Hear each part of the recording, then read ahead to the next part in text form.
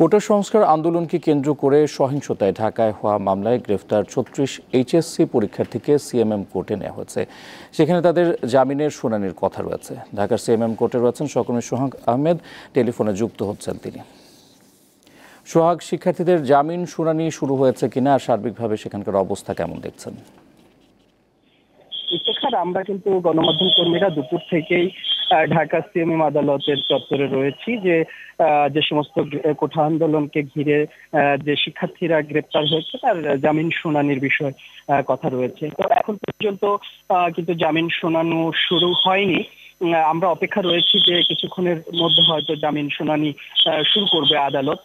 এই ক্ষেত্রে আপনার এই জামিন শুনানিকে কেন্দ্র করে যারা গ্রেপ্তার হয়েছে এই শিক্ষার্থীরা তাদের পরিবার পরিজনরা তারা আদালতে ভিড় করেছেন যে আসলে কখন তাদের সন্তানের জামিন হবে এবং তারা তাদের সন্তানকে নিয়ে যাবে, এরকমের একটা বিষয় আমরা দেখেছি। এর আগে আপনার 2 দফা আন্দোলন রহমান পার্থকে 2 দফা রিমান্ড শেষে আদালতে কিন্তু তার জামিন চেয়েছিল।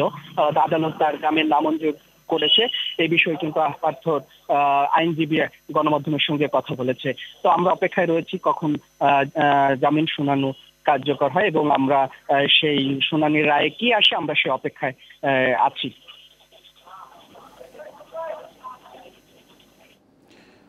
দর্শক, সিএমএম আদালত প্রাঙ্গণ থেকে আমাদের সঙ্গে যুক্ত ছিলেন সহকর্মী সোহাগ আহমেদ।